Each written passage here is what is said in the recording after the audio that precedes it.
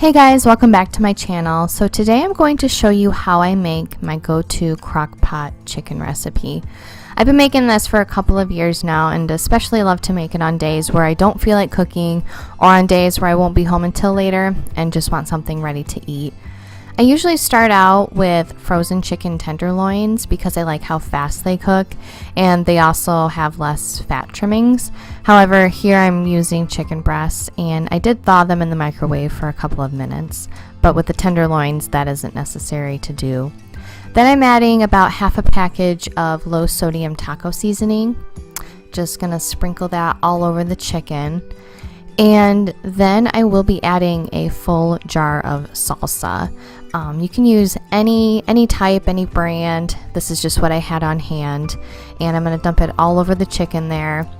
And a little trick I like to use in order to make sure I get all of the salsa out of the jar is I will put about a half a cup of chicken broth into the jar. And then I'll shake it all up and then dump the rest all over the chicken.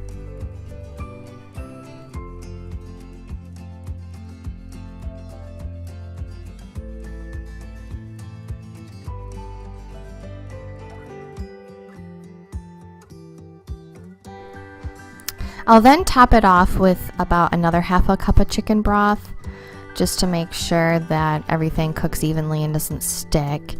So this is what it looks like, and then I'll put the lid on and then set it to low, and then it'll sit for about 6 to 8 hours. Once it hits about 6 hours, it'll be ready to shred. It's usually boiling a little bit, so I'll turn it down to warm, shred it up, and then I will add in my extras. So here I'm using a can of black beans and I rinse them and then I'm just going to dump them all over the chicken there. We actually usually add in a can of corn also. I don't know why I didn't think to do that here, but we usually add in a can of corn as well.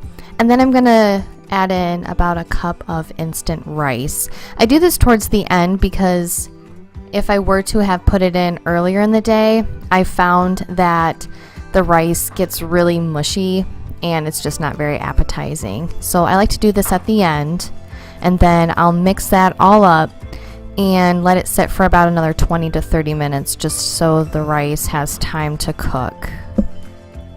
Once the 20 to 30 minutes is up, it's ready to eat. I usually like to eat mine as a burrito bowl by placing it over lettuce. But the girls and Joe actually like to eat it as is or even in a tortilla shell as a taco. So I hope you guys enjoyed this simple recipe. Let me know in the comments if you have any questions. I hope you have a great day and I'll see you next time. Bye.